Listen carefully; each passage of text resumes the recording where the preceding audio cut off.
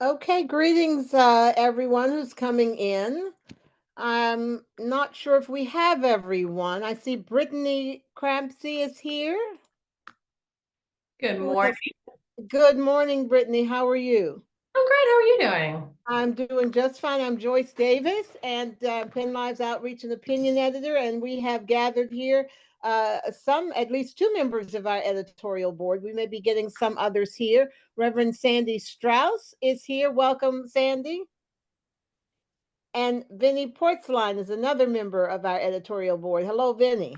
Good morning, everyone. Okay, we may have some other folks joining us, but right now we have started recording, and so we will turn it over to Brittany to introduce who is here and what they want to talk about.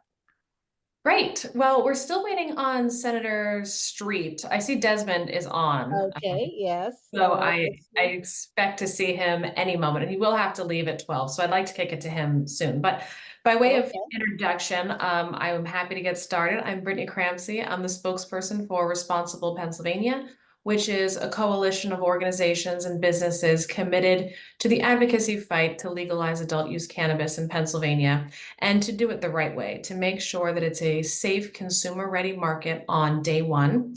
As you probably know, 90% of Pennsylvania's neighboring states already have adult use cannabis. So, the time is now. In fact, the time was several years ago, but, no time like the present. And the financial impact is undeniable. One thing that Responsible PA has done right from the get-go is to commission an economic study that shows what Pennsylvania can expect. One of the upsides, the few upsides of Pennsylvania being so late to this game, is that there's so much data and modeling available. So these numbers are very strong and based on the lessons that we've learned in other states that are similar in Pennsylvania in both size, demand, and demographics. So what we found is that we can expect $2.8 billion in sales in the first year in a high use market.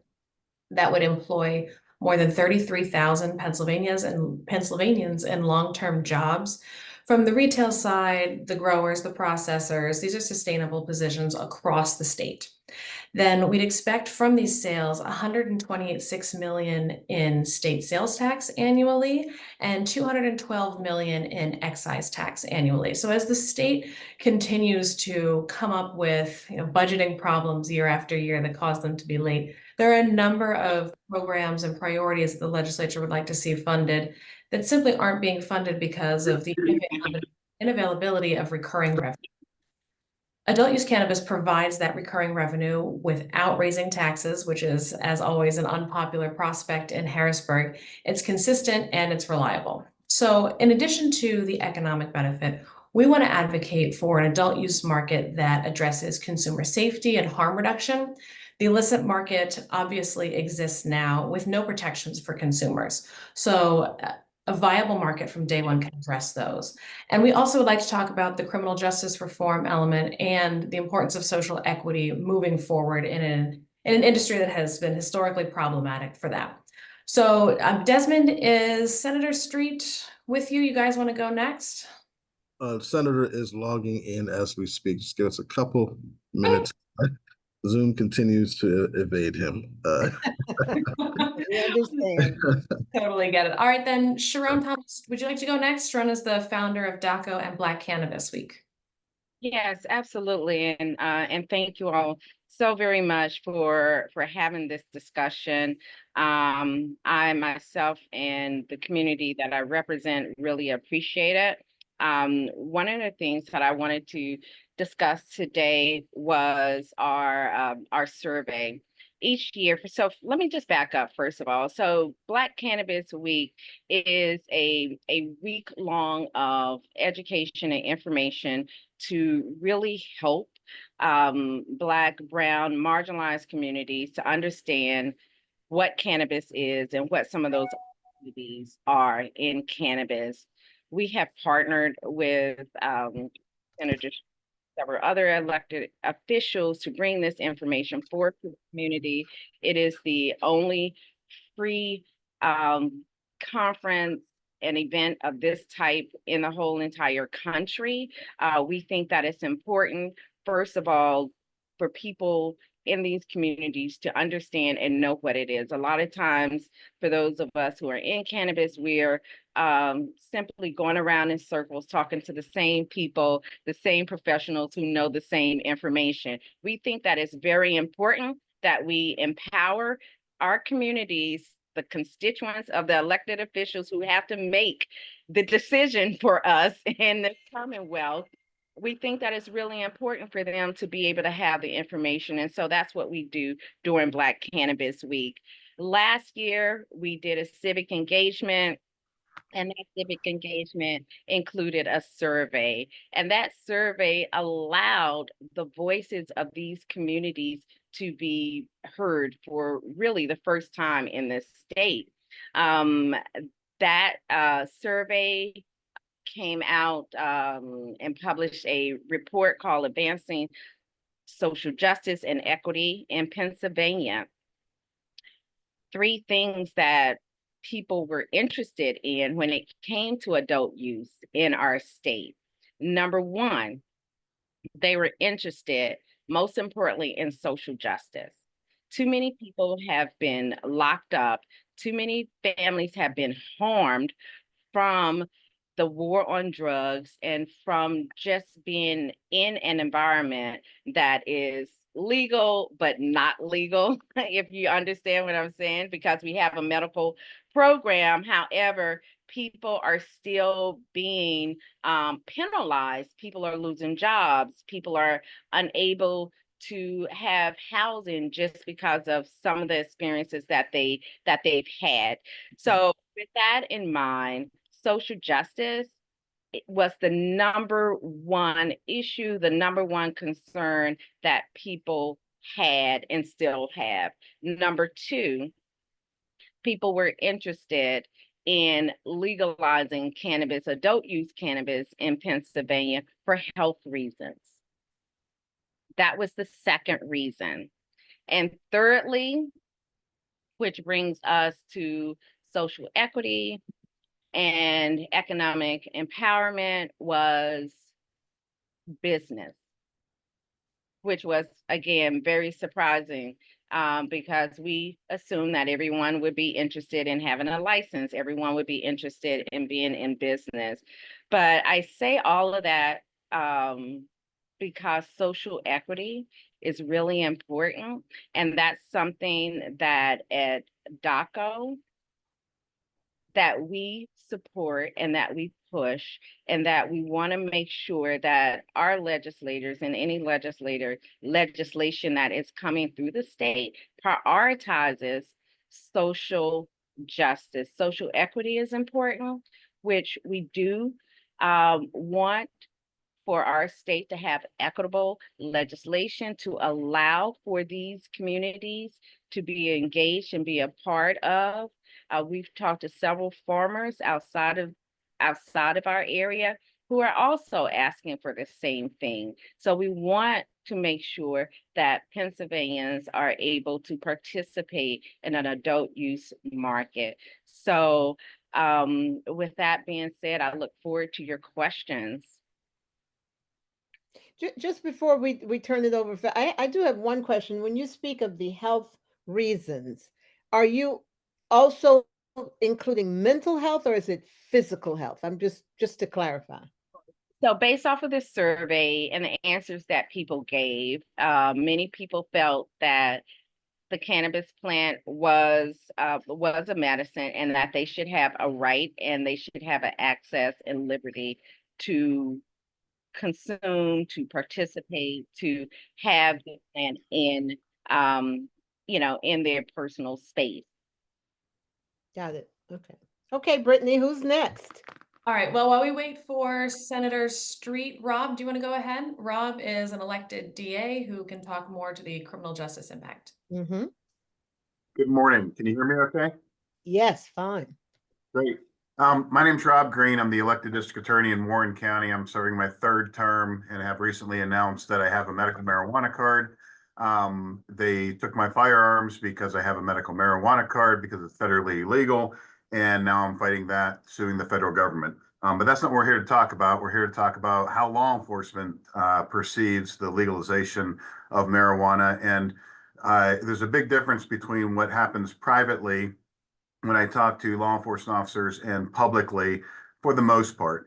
And the majority, and I'm going with 70, 80% of all law enforcement that I talk to are in agreement that marijuana should be legal. It should be regulated, and I completely agree with that. Right now, we're in a hodgepodge with the hemp issue, which is the elephant in the room because of the Hemp Act of 2018. I'll just tell you a story real quick. I went to the beach last week, which was great. So I'm a little more tan than I usually am. But I went to North Carolina, and obviously I cannot take any medical marijuana with me to North Carolina. It's not something that I absolutely need, but I figured, okay, I go to North Carolina. It's one of the strictest states with cannabis regulation. They don't even have a medical marijuana program. However, a half mile down the road, I can go to a vape shop and buy Cookies, which is a marijuana company that seems to be getting good branding, and lots of other marijuana products that are hemp 0.3. And there's a whole issue with I didn't know what I was buying. I mean, they're telling me, yeah, it's a 100 milligram THC little gummy. Well, I bought the gummy, I took the gummy, and it's powerful. I mean, it is marijuana. And I think one thing that is hurting this moving forward is, and it's a big problem in Pennsylvania and in Warren County, is I can go down to the gas station in Warren County and buy all the hemp products I want. It's cannabis. It gets you high. It's the same exact thing as marijuana, with the exception of it's not regulated. I'm not buying it from a dispensary where I know what I'm getting is in the product. Who knows what it is that I was buying? Who knows what it is that they're putting in it? It's unregulated, and it's a safety issue. Marijuana needs to be legalized and regulated. Now it's becoming more of a safety thing because it's in gas stations all over. We have gas station weed. I'm not against the hemp market. I'm against unregulated drugs entering our system or entering our marketplace, where kids are more likely to get a hold of the drugs and use them because it's unregulated. So that I want to make sure I talked about that because I think that's a big issue and going to be a problem moving forward because that's a federal issue more than a state issue. And it looks like nothing's going to happen with the Farm Bill until 2025 now, and we're going to continue to have that issue. Why are we going to have that issue? Because why go get a medical marijuana card where, as I started, they took my firearms because I have a medical marijuana card. So why would I go get a card, have the federal government take my firearms when I can just drive to the gas station and buy hemp? Or I can drive across the New York state line and buy all the cannabis I want, either at the Indian reservation or at a dispensary. It's inevitable, and it's not. And I want to read real quick. There's a senator a Republican senator from North Carolina that says we have to understand that this market is going to exist and it's going to persist. So the federal government needs to figure out a safe way to allow this market to occur. I couldn't agree more, and that's a Republican senator. So everything's moving forward in the right direction. The problem is we got too many, all due respect to the politicians in the room, which I am too, at least for now. We're all worried about lining our own pockets. We're worried about where's the money going to go? What about big pharma with what about all the regulations, and how is it going to benefit me and my constituents and me getting money for my campaign, or how's it benefiting me? And that really needs to go away, or at least include hemp and marijuana together as cannabis and regulate it all for the mental health benefits that it provides, for the physical benefits it provides, for all the things that we're now starting to research and find out. And every single day you hear on Medical or Marijuana Moment or some of these other pro-cannabis sites that are coming out with research of how much cannabis is helping people in their daily lives. But now we have a market that's completely unregulated. Law enforcement officers don't know what to do. Do they arrest someone for it? Do they not arrest someone for it? It's extremely complicated, and just for officers' sake, most of us want to have regulation, want it to be legal and regulated so that we have guidelines on what we need to do moving forward. And I could talk forever, so I'll stop right there unless you want me to continue to Maybe talk. I see Sharon has her hand up for a question or something. Go ahead, Yes, Sharon. I did. Not so much as a question, but a comment.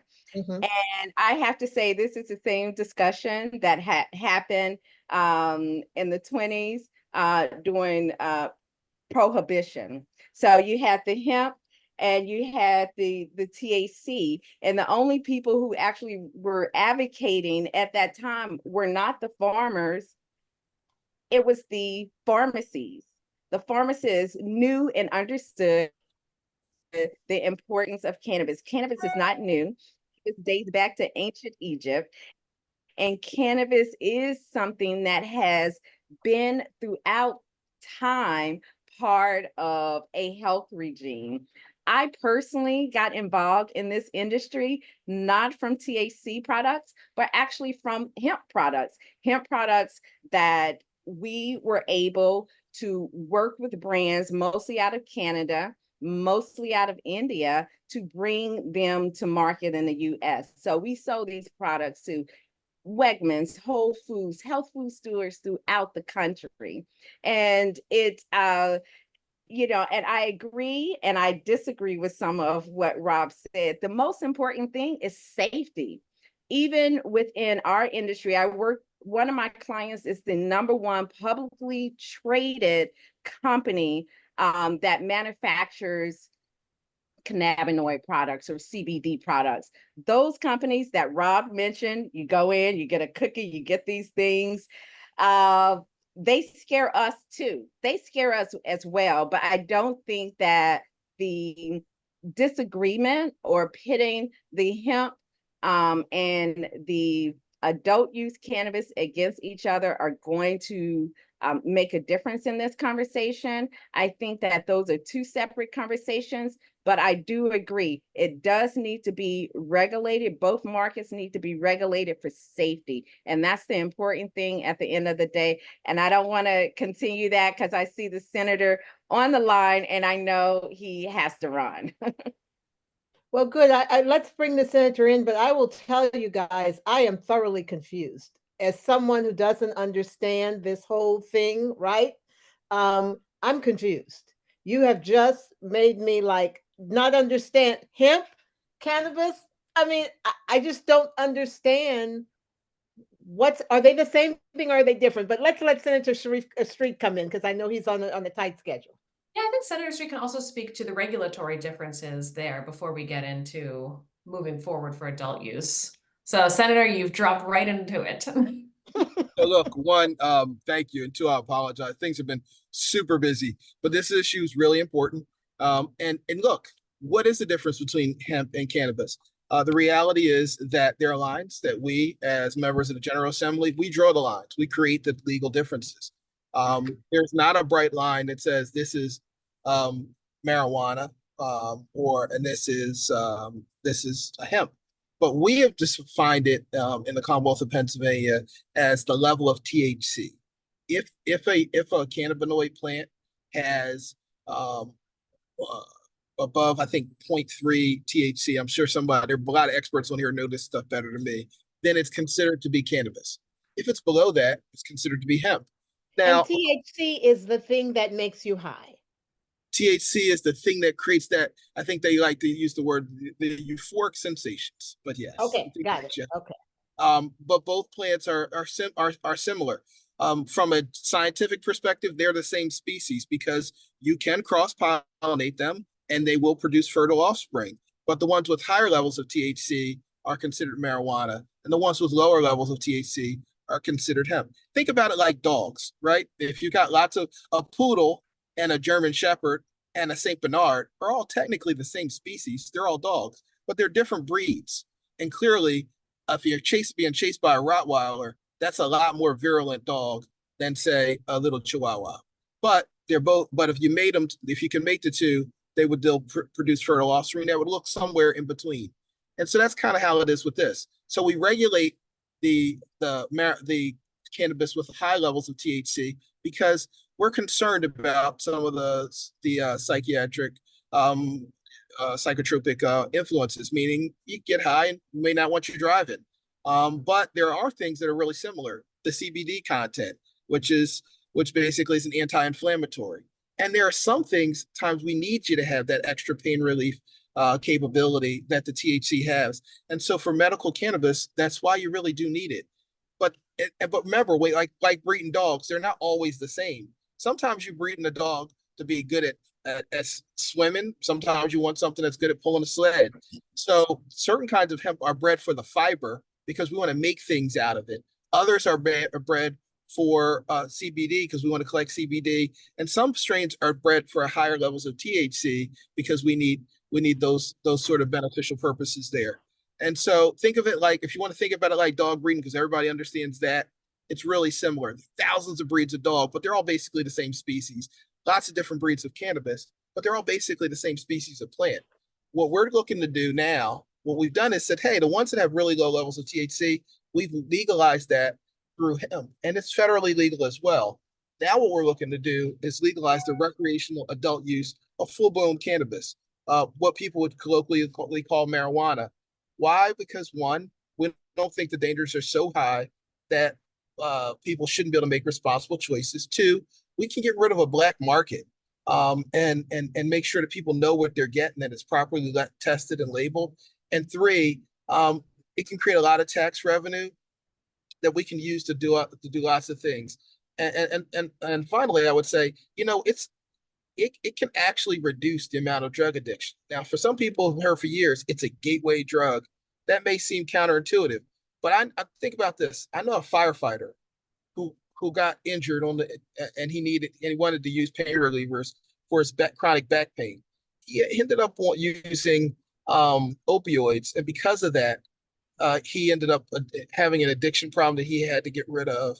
Took him years to get rid of. Had he been using cannabis, wouldn't have happened. I've heard from carpenters and everything else. And not everybody wants, some people are basically self-diagnosing, and some people just use it to relax. The other final point I want to make on this is, look, we don't equally enforce these laws. If you're black or brown, even if you're poor, we know the data says you're 4 to 5 times more likely to have a cannabis encounter, even though usage levels between black folks and white folks and brown folks are all relatively the same. We also know that through what we call, regular common sense, that poor white folks are much more likely to have a law enforcement encounter than rich white folks. We don't keep data on that, but we know it's true. So if we're not going to equally enforce these laws, we probably should go ahead and move to a regime where we say it's okay for everybody if it's already okay for the privileged. And so that's basically what we're going to do. And look, the legal regime, we've got a couple bills out there that are good ones. They seal and expunge the records of everyone with previous convictions. Mine's Senate Bill 846. Senate Bill 2210 is the companion. House Bill 2500 is real similar. Those bills create a market system, a cannabis control board, regulate it like an agricultural product, and all of them would make recreational adult use legal in the Commonwealth of Pennsylvania. And we're hoping to get a bill on the governor's desk as soon as possible. Well, that explained a lot. Thank you. Thank you for that. Okay, that explained a lot. Do you still have some opening remarks? If not, I'll let Reverend Strauss ask the first question. No, go right into questions. All right, Reverend Strauss, go ahead. Okay. I have some friends in Oregon where this has been legal for quite a long time, and they have I don't know if you call it a farm, whatever it is, but the amount of regulation and the cost and all of that is of course very high, and of necessity. I mean, that you have to do all the things to protect it, but they've run into issues because they are being clobbered at times by black market stuff.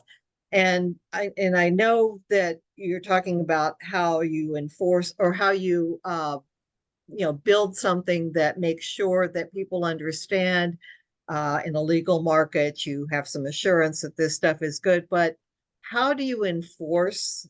What are the mechanisms that are going to be in place to enforce against the black market cutting into the legal market? Well, look, that's a good question, because if it's going to be cheaper than very high price regulated product, right? Then Well, folks are still going to go. but that's it's going to be the goal if we do it right, is that the regulated product will be cheaper because one, we're going to make sure it's readily available. Two, we're going to have a cannabis control board that thinks about this like an agricultural product, understands that pricing matters. And three, we're going to have enforcement on the black market that what doesn't exist. So if you got a truck and you're delivering cannabis to your store in the legal market, it gets there. Cops grab it on the black market. You lost the whole shipment. You got to make up that cost later. So the idea is that part of that is we can't have a tax rate that's so high that makes the illegal stuff cheaper than the legal stuff. The second thing is we've got a regulatory structure that allows you to grow enough of it where you can keep it priced right, but not so much that you can have one or two market participants grow so much like they did in some places that you drive everybody else out of business and then they raise the price. And a cannabis control board, if you think about it like the milk marketing board, where you want to make sure that nobody is oversaturating the market and therefore undercutting everyone else. On the other hand, that there's enough production that the price is in the right place. So the cannabis control board, yes, is going to think about quality and safety like the health department did. But we also want to make sure that they're thinking about, like the ag would think about it, is thinking about pricing and thinking about market share, thinking about how much you grow. And so the idea is to keep it priced where the legal stuff is cheaper than the illegal stuff. Thanks, that's helpful.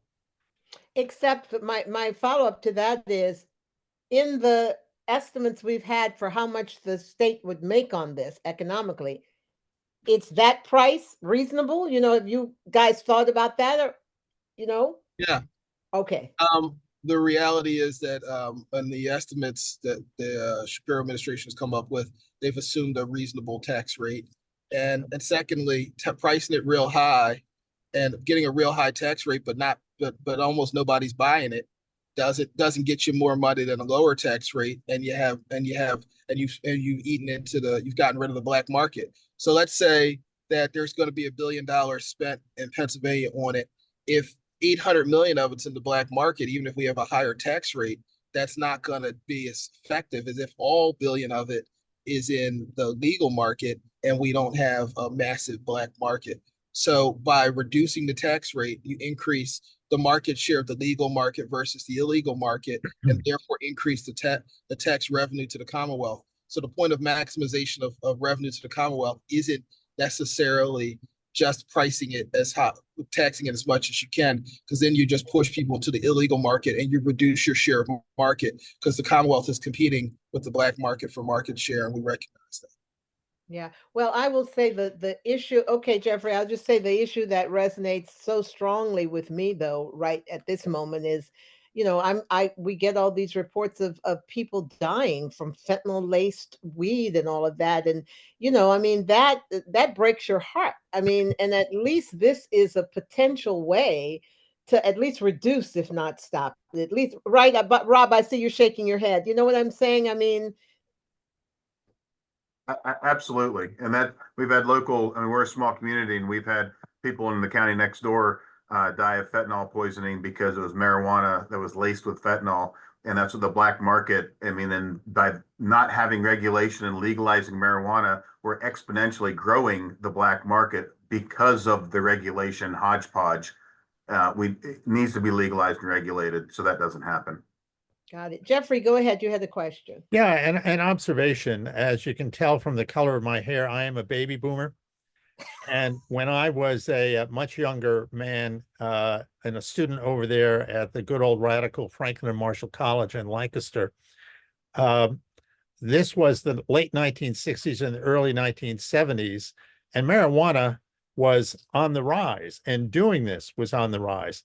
I confess, I never touched it because I wanted a political career, and I thought it would end mine if I was ever found to be doing this.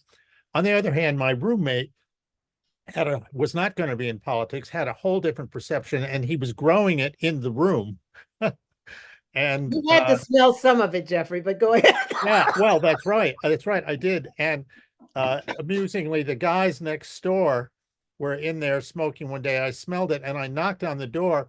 I didn't realize at the time that this can induce paranoia. And they frantically opened the window on the third floor of the dorm and threw everything they had out the window, then opened the door because they thought for sure they were going to be arrested. But the cultural acceptance of this, I think, has been coming for some time.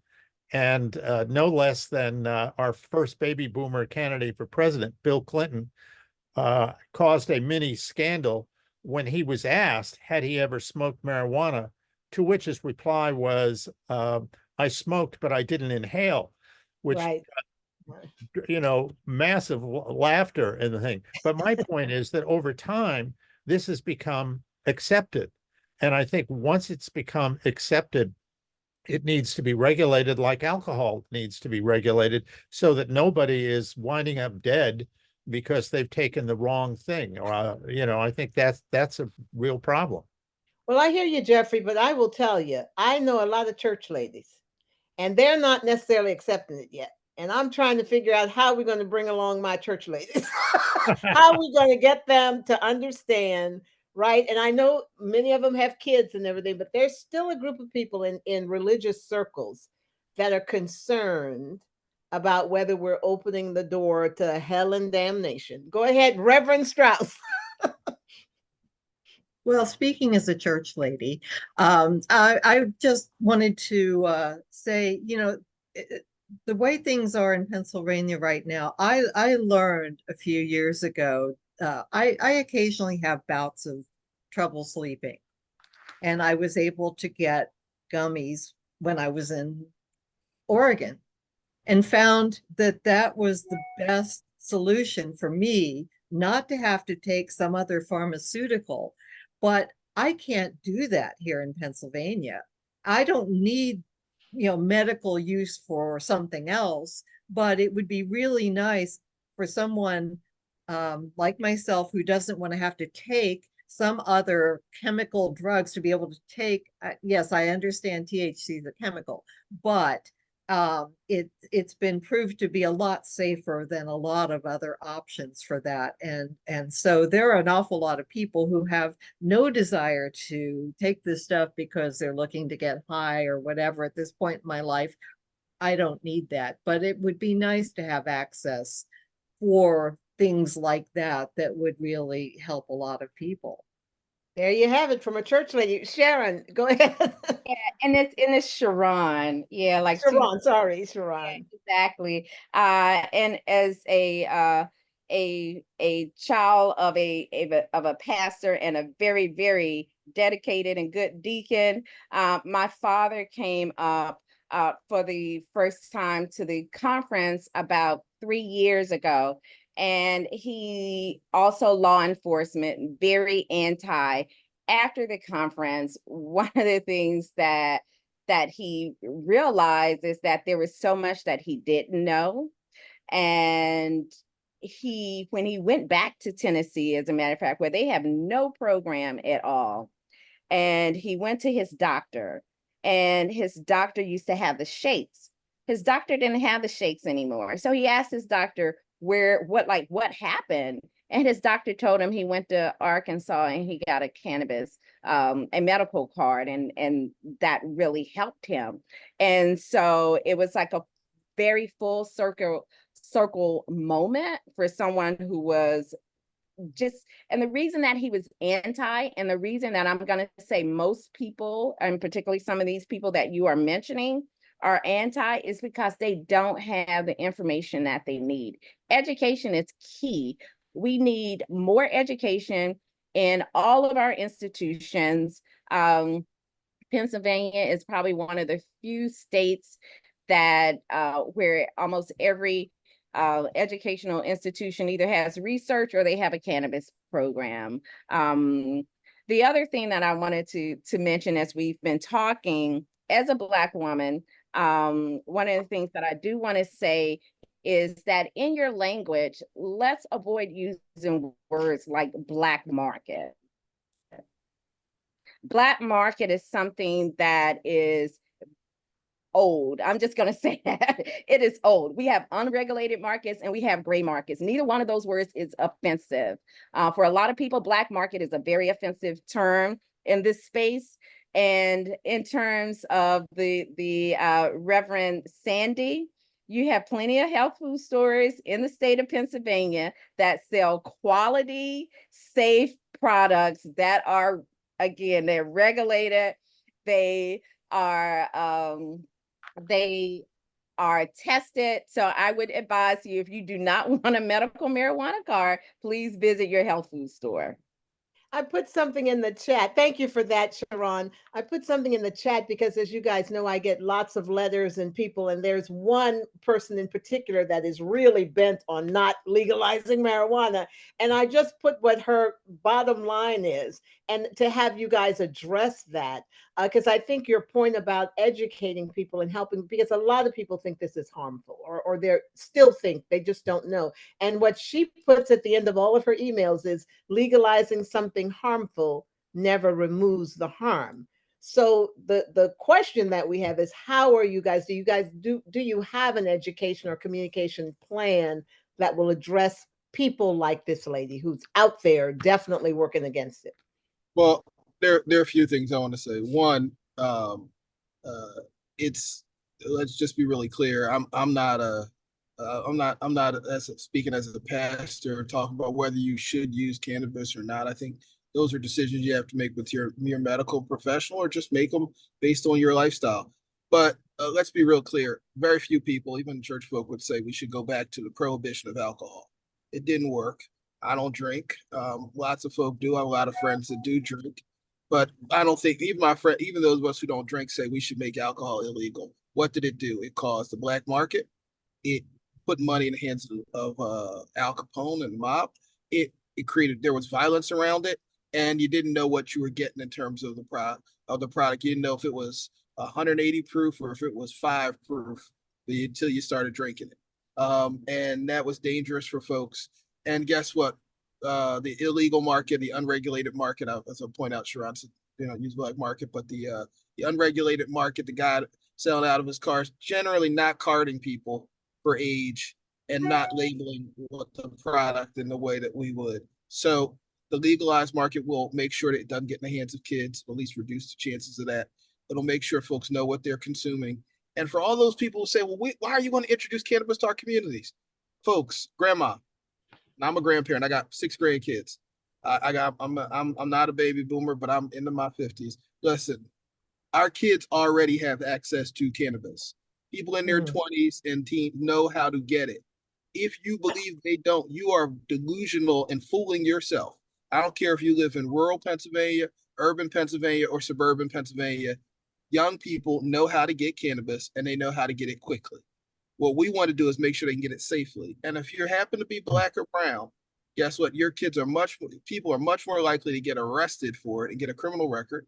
And if you're a poor white folk, understand that rich white folk are doing it, and you're more likely, maybe less likely than black and brown folks, but more likely than rich folks, your kids are to get a record. So 1, we're not enforcing the law fairly. 2, everybody's got access to it. 3, the product will be safer if we do it here. And 3, the excess money will go to the government to do things that help people as opposed to things that hurt people. Those are some get it done. And I want to finally say this before I go. Guess what? I know that there are the people who are in those circles that are saying that, everybody I talk to thinks it's good. Almost 75% of Republicans and Democrats, almost 3/4 of everybody thinks it should be legal already. And we know there's some folks that don't. We're trying to bring you along. But guess what? For those who are legislators out there like me, the vast majority of folks already agree this should be legal. It's the most bipartisan, biracial, multiracial, multi-economic issue is legalizing cannabis. I don't care if you're a Republican, Democrat, black, white, Latino, whether you're from rural areas or urban areas or from suburban areas. Most folk believe cannabis should be legal. And to folks like the folks who are in my mom's prayer group, Mom, it'll be okay, but your grandkids will be safer when we legalize it. God bless. And yet, before you leave, you are not, just so I'll be clear, you are not advocating for children to have cannabis. No, I'm doing the opposite. I'm saying kids are much less likely to have access to cannabis if it's legalized than they are if it's illegal, because right now, the market that everybody's getting it from doesn't card you. But guess what? They'll be carding folks when it's legalized. Thank you, Senator. Appreciate your stepping in to clarify. Appreciate it. Go ahead, Jeffrey. Yeah, Joyce, just the one thing, anything can be abused. And in our beloved Commonwealth, we don't have private liquor stores. We have state store system. And you could walk in there, buy 3 bottles of bourbon, go home, drink them all, and you'd be in serious shape, if not dead, from doing this. It's judgment. I mean, you can't regulate everybody's life. All we're doing here is just making it legal for those who wish to access it. Are there going to be people who abuse it? Yes, but they abuse alcohol, and we're running the system. So what can I say? Well, we have our Republican analyst here who is an advocate for legalizing marijuana. Jeffrey, yes. Joyce, I grew up when there was a song that began, "One toke over the line, sweet Jesus." All right, Jeffrey, you've blown us away, so to speak. Can I hold my hand up? Well, let me just ask both of you guys a quick question. Do you think this should be on the general market, like available at your CVS or something, or is this something like, Jeffrey, do you want in a state store? Do you want it closely? That's one of the questions Jan Murphy wanted us to ask our Capitol. Yeah, it's my question too. Yeah. Okay, thank you, Vinny. Go ahead. Did anybody want the senator is not here, but what are you guys advocating for, general sales or just in state stores? Well, state stores is a Pennsylvania thing. I think Virginia does some version of it, but there are plenty of states that they have a private liquor system. We'd probably have to have that debate, but somewhere, whether it's a private store or whether it's a state store, it just needs to be regulated. So Joy, if I could just chime in briefly, and I know the senator's left, but I'm responsible for helping to craft this cannabis policy, which feels like we've been working on forever. But I just wanted to address the state store model. And what I'll say is, and Mr. Lord, you can attest to this. Even though we have the liquor regulated through Pennsylvania, at least one of the issues we've had in Philadelphia, and to a lesser extent in some other places in the Commonwealth, is the issue of stop and goes, where the alcohol regulation is just it's just not regulated through the state stores in a way in which we thought would be good or would mitigate the adverse impact on communities, where we have a lot of stop and go locations where alcohol is served in direct view of children, or other illicit activities happen inside these establishments. And what I do know is that because of that, the state store model, at least in the Senate, has been frowned upon. I know there's probably been some limited support in the House for it, but I know in the Senate it's probably would be a non-starter for adult use legislation that would be regulated directly through the state. That's So interesting. where would it be sold? There would be specific stores for this. So how do you envision it actually getting to the public? Well, none of our legislation or sister legislation in the House, not even 2500, utilizes a state store model. I'm not sure there is any existing legislation right now that does so.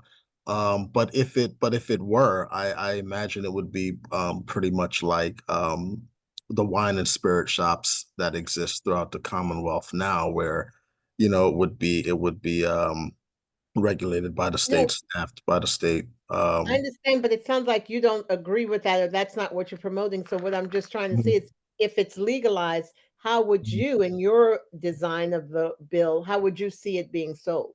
Oh, well, so the way our policy handles it is essentially in terms of municipal regulation, we would leave that to the municipalities and the cities. And for a quick example, in Philadelphia, for instance, there have been some city council people who have been very expressive, like, hey, if this thing happens, we are going to have, via councilmanic prerogative or whatever else, we don't want X amount in our district, or we don't want X amount in these area codes in our district, or some may even go as far as to say, hey, we don't want it at all in our districts. We don't believe we don't believe in the prohibition of cannabis, but we also don't believe we should tell cities and municipalities how to govern themselves as far as adult use is concerned. So Joyce, may I?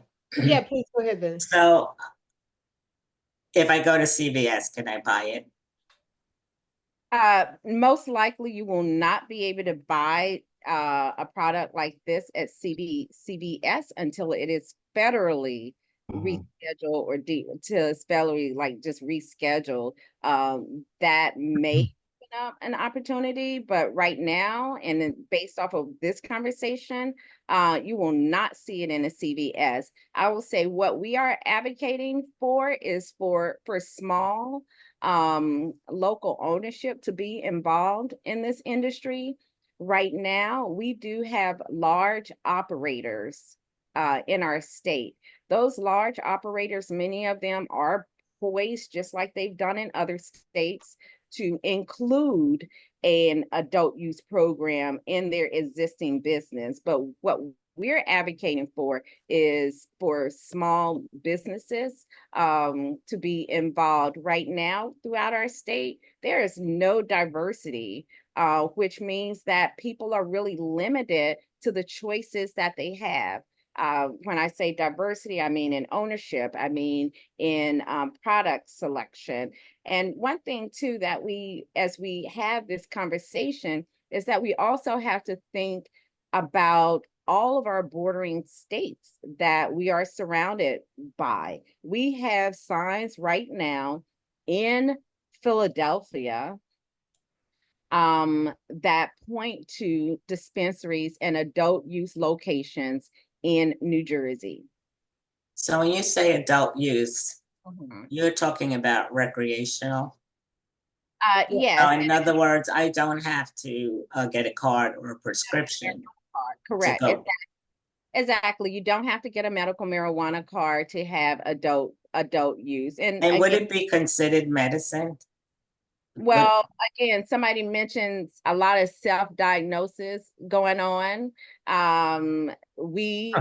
For us and for a lot of people, we do consider it a medicine, just like somebody may walk into a pharmacy and get aspirin. Okay, that's what I'm wondering. And yeah, and so we heard Mr. Green's. I'm sorry. I heard Mr. Green say the kids were going in like 7-Eleven, even though you didn't use the name of that store, and they were able to buy it.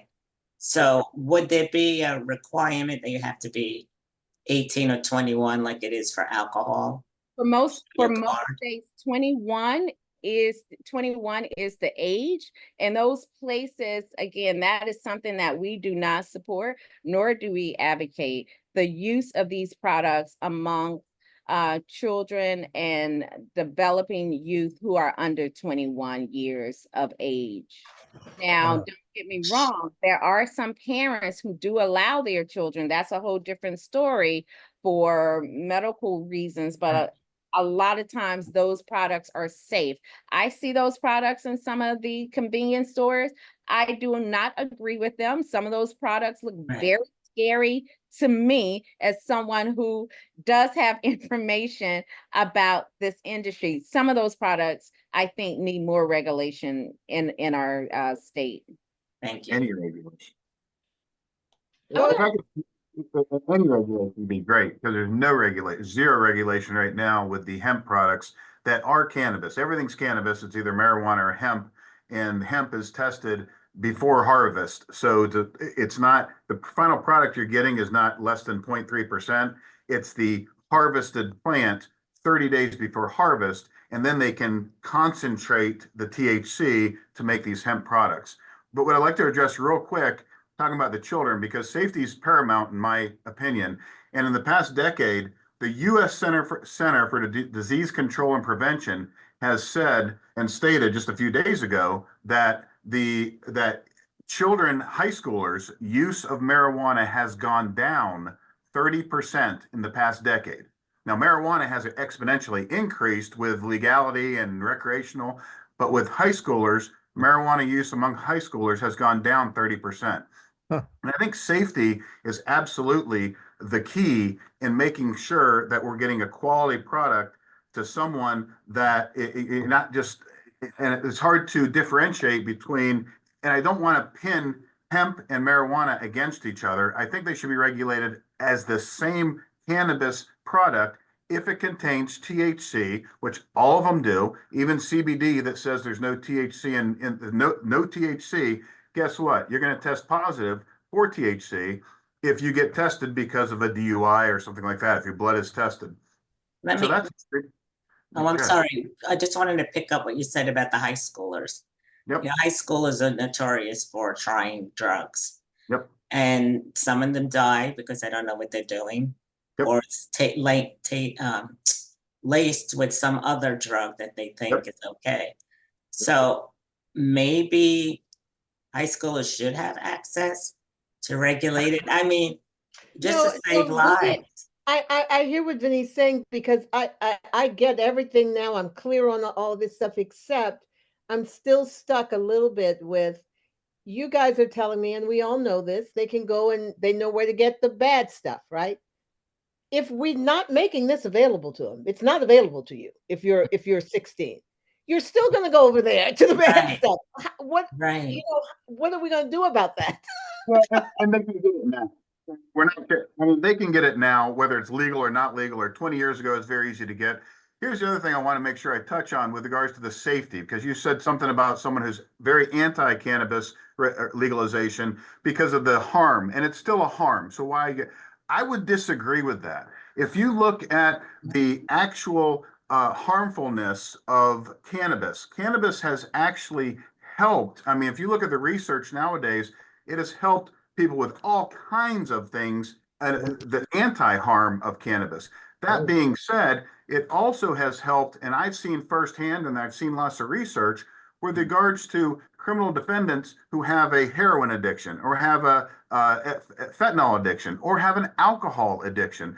And our probation, and we put them on probation. As long as they have a medical marijuana card, they can use cannabis. And I have had, I can't count on all my hands and fingers and toes how many defendants have come to me and said, cannabis has saved me. It's got me so I don't want the heroin anymore. Right. And they're using cannabis, which is extremely less harmful, which everyone would agree, than fentanyl or opiates.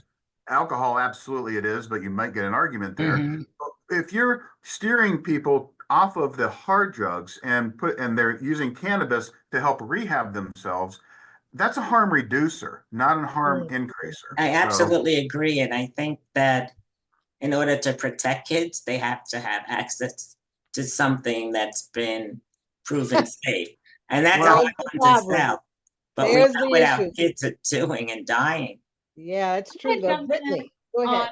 I want to jump in on this question, then I want to go back to just highlight 2 points that were made by our panel earlier. So I think when we talk about people under the age of being able to purchase, getting it, they would get it a lot like they get alcohol now. No one is under the belief that teenagers, high school students aren't drinking alcohol, but they're getting it from people that are buying it in the state stores. They're buying it from a regulated, safe market, and they're getting alcohol. They're not getting something dangerous and laced. I mean, we can talk about the dangers of alcohol in a different call, but if we have a regulated, safe, consumer accessible market for cannabis, that's how they're going to get their weed then. It's not going to be fentanyl laced. It's not going to be from an unregulated market. It's going to be from a safe, tested place. So we know what they're getting, which eliminates a lot of their risk. And then to go back to the state stores, one of the big problems with going to that model is that it completely ignores the social equity problems that we have had in cannabis regulation. For so long, the state has enforced cannabis regulations, and it's had a disproportionate impact. So for the state to then legalize adult use and say that the communities that were most impacted and most harmed by this can now not profit from it, I think is a big problem. The state has stood in the way of this, and then to take the market away from private industry, from a market that encourages social equity, and like Sharon was talking about, diverse ownership, small community ownership, it should be returned back to the market. And then finally, we talked about, getting gummies in Oregon or the signage in Philadelphia to just cross the border.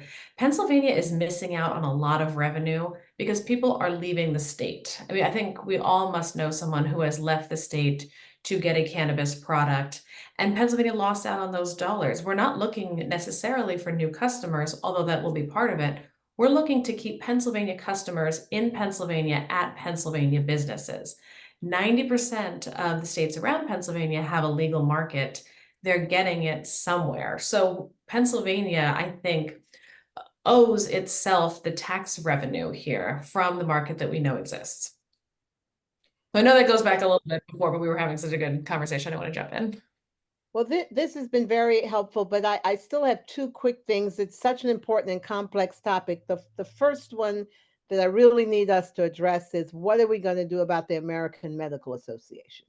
I mean, that is a respectable organization that looks over what should happen in medicine, and they believe that cannabis for medical use should not be legalized through the state legislative. I mean, they said that for medical use. So you know what they're saying for recreational use. What are we going to do about these authorities, right, that we should listen to? Are they changing their mind? Is there a push to, you can't ignore that these doctors are saying this. Well, I just want to jump in slightly here, and Yeah. one of the things we've noticed as we've crafted this policy, and we don't, at least our office, when we craft policy or whatever, we don't do it in silos. And I'll say historically, associations have either been ahead of the curve or behind it, and many times, different associations will they'll be ahead of policy. Government is slow.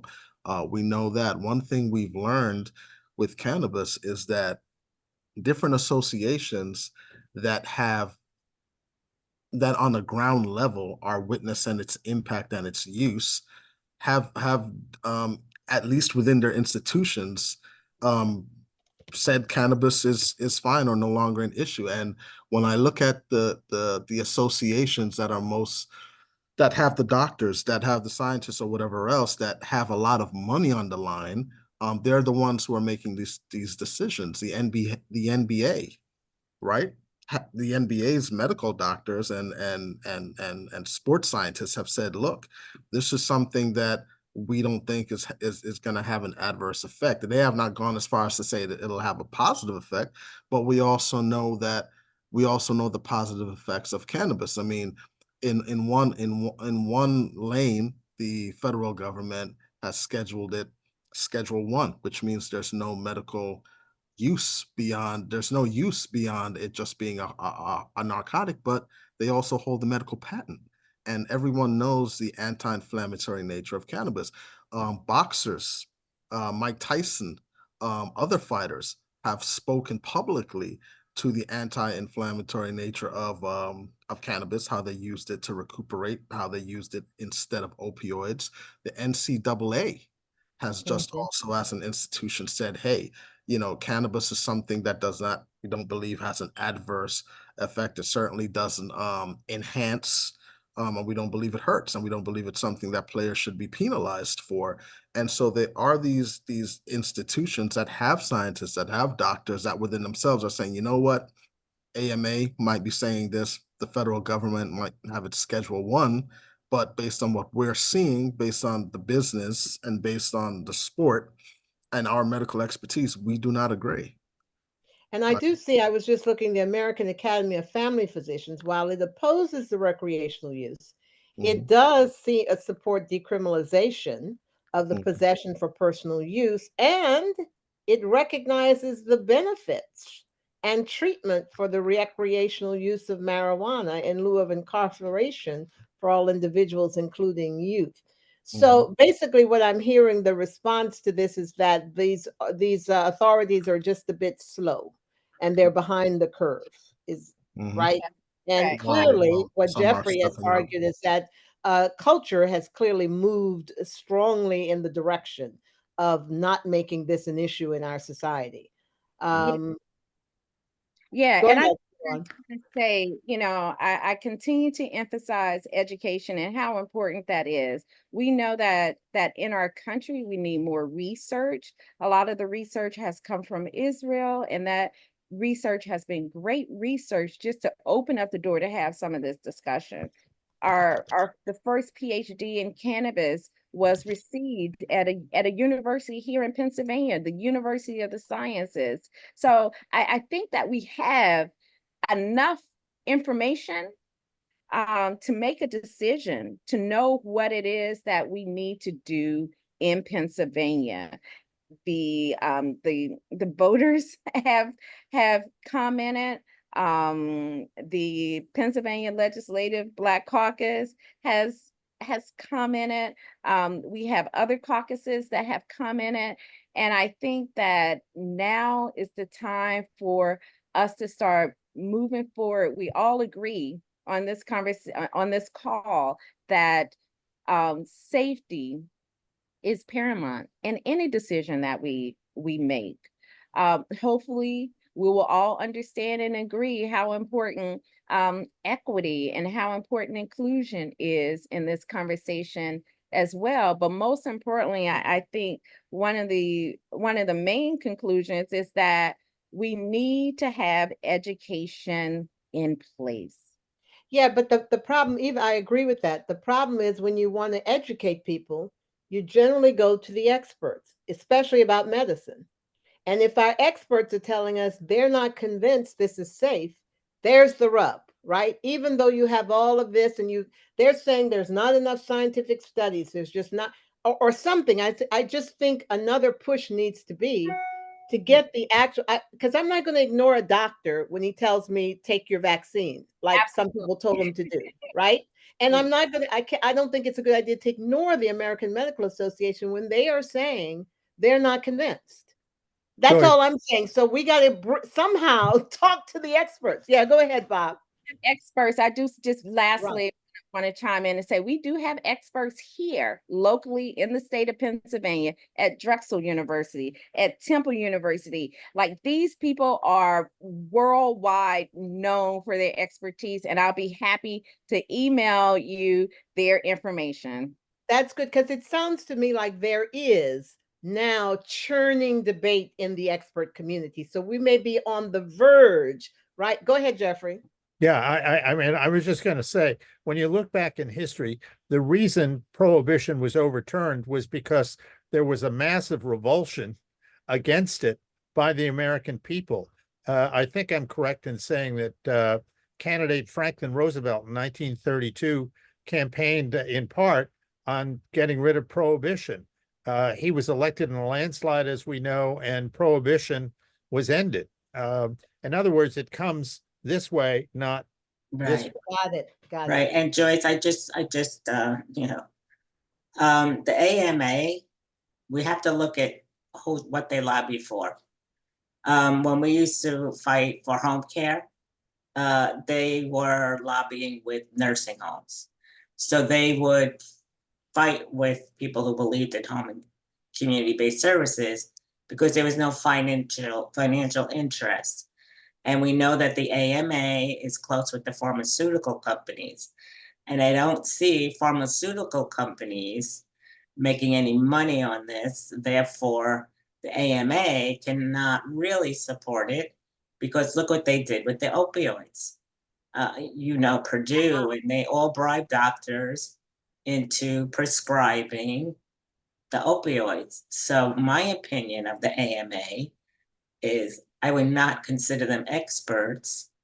I feel like they are self-interest group. And I completely agree with everything you just said. And here's the thing too, marijuana or cannabis is still a Schedule I drug. You can't test it. You're not allowed to research it. Now, Drexel is leading, a lot of different people are researching it now, but technically that is illegal. You have to research through a grant through the Drug Enforcement Agency and use their marijuana from Mississippi State to test what marijuana, whether it's good or bad. And their priority has been since day one to show that cannabis is bad for you. And when studies come out to show that it's good for you or positive results start happening, they shut down the research. Now that's changing. And when it does become Schedule III, then you're going to see a Pandora's box of things that are beneficial from cannabis that the AMA might get on board. But then again, the pharmaceutical companies aren't going to be able to make money off that. So who knows where we'll be. Well, to support your point, I do see here there's a story done in was it the Atlantic or one of them that talks about just what you're saying, that legal weed is everywhere unless you're a scientist. You cannot use it, right? All right, well, I'm giving you the hardest questions I can, and you're giving me a response, so I get it. I wouldn't necessarily agree with Vinny that they're not experts. I think there are experts, but her point about their financial interests and where authorities tend to, I think that's strong. All right, well, I think that was most of my toughest questions that I could throw out. Is there anything else that we are missing here? There's still this issue of,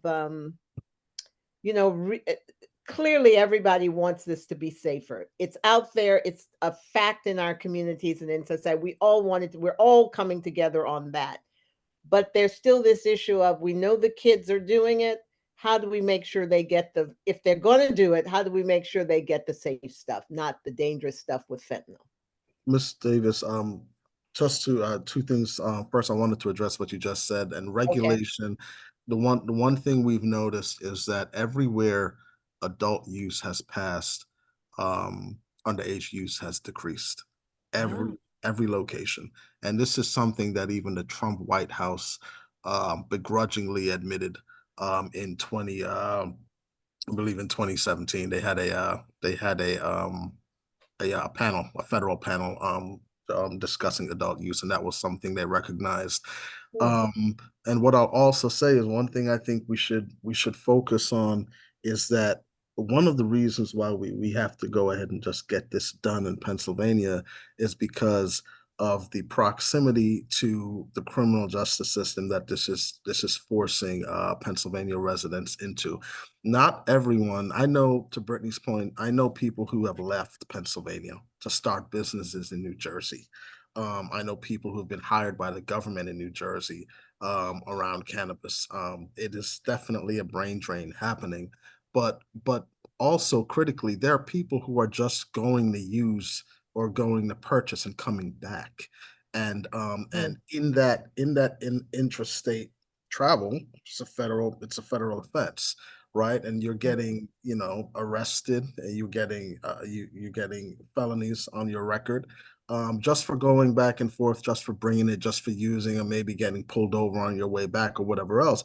And the PA state troopers, the data they released for 2020, I believe, and this is during the pandemic, that they made record arrests for around cannabis throughout Pennsylvania. Not the PA troopers, but the data they received from law enforcement is that law enforcement throughout PA was that there were record arrests for cannabis use. We're still locking people up, and if we're not locking them up, because a lot of places have decriminalized, like Pittsburgh and Philadelphia, these people, we're still creating these records, which are agreed, and untold numbers of Black youth, Black boys and the young men in particular, their lives have been devastated by this. Absolutely. And so that brings me to my final point. What about all the damage that's been done? What about all the people in prison because they had this of marijuana or that? What efforts will be made to right those wrongs? Well, I can say that our legislation, as well as 2500, Rep. Kincaid's legislation, not only looks at sealing and expunging the records of those who have cannabis charges, right? There are very few people who are incarcerated purely for cannabis. If they are, it's because there was some other crime of violence or some other narcotics that were involved. But there are people who may be on probation and parole for cannabis, and our legislation not only expunges and seals those records, but in Pennsylvania, the way you are sentenced is based not only on the judge's jurisdiction, but also not only on the judge's discretion, but also on recommendations for the sentence from the Sentencing Commission. And the Sentencing Commission helps create a guideline on how much time you receive based on prior record scores, some of which, if we're talking about cannabis, may have existed around cannabis. And so you could be on probation now, or you may commit another offense, and the the time that your new charge will be based on your past charges. If you have past charges around cannabis, our legislation, at least some of the new language we're working on, would erase or nullify those prior record scores that would enhance whatever sentencing you may receive now, or may reduce whatever sentencing you may have right now around probation and parole, based on the fact that now, there's adult use and we don't want you doing, walking off time or whatever that would not have existed had adult use been the law. And so those are some of the things we're focused on in our legislation, not only clearing up records and expunging records, but also making sure that you don't face additional time, or you may in fact reduce parole and probation time.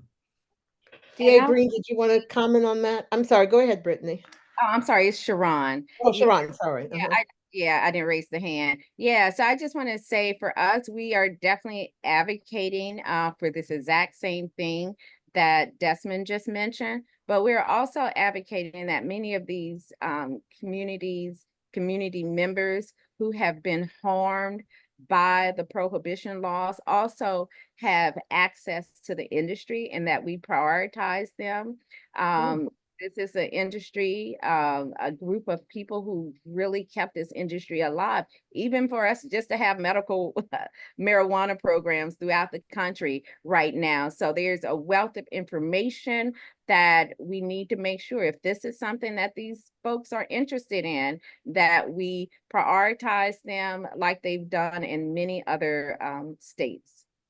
And we also ask and advocate for tax revenue to actually be directed to some of these communities that have been harmed by prohibition, because there are communities that have been impacted more than others. And so we want to make sure that some of the revenue that's coming in from this also goes to support through education, through just some of the other things that we've seen. We've seen states like Illinois include housing support. So we want to make sure that we look at that. And as a matter of fact, one of the first discussions around cannabis in the state of Pennsylvania, dating back to the 70s, was one that would have directed all the revenue from cannabis to go into housing. All right. DA, you're Just Go ahead. one point real quick. You're saying that for marijuana, simple possession, you're not going to do jail time typically. And that's absolutely true. And I'm glad Desmond pointed out the point with the probation, the prior record score, that's going to increase. But one point that needs to be fixed, absolutely, and they tried to fix it and the legislation didn't go through, was with DUI. I have cannabis in my system. I used last weekend, Sunday I used. I have THC in my system. They're metabolites. It's not active, and I'm not high. I could get a DUI driving home for lunch today.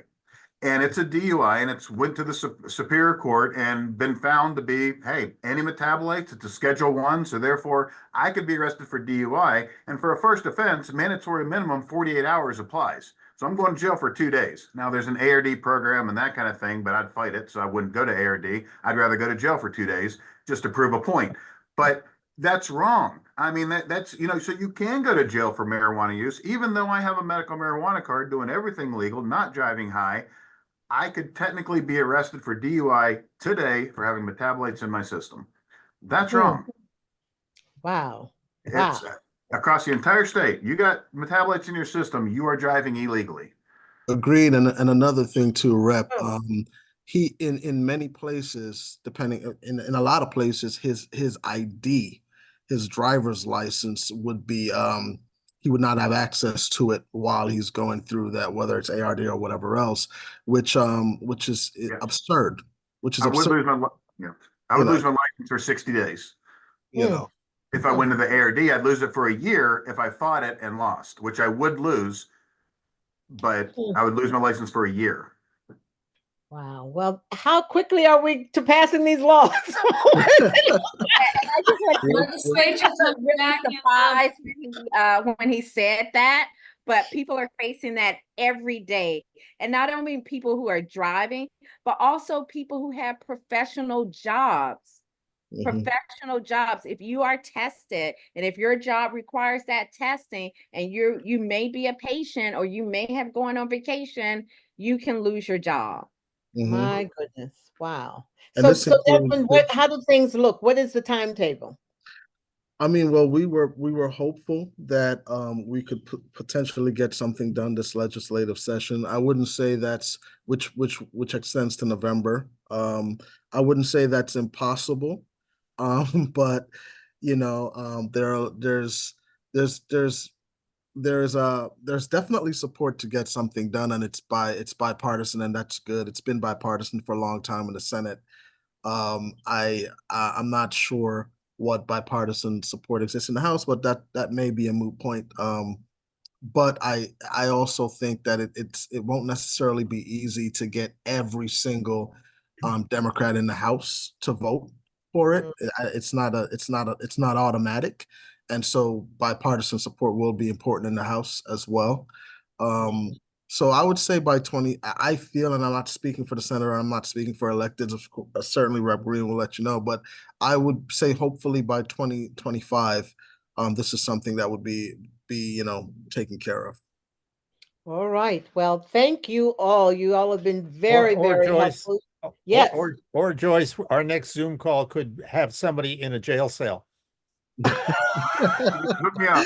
I hope not. I will pray. I'll get my church ladies to pray that doesn't happen. So I thank you all for taking the time. I think I'm clear on what we need to write. And anything you want to send me or forward me, please do, Sharon. I know you had some information you wanted to make sure I saw. So thank you all. Make it legal. Thank you so much. I really appreciate your time and really thoughtful questions. All right. Bye-bye, everyone. Thank you all. Bye-bye. Bye-bye.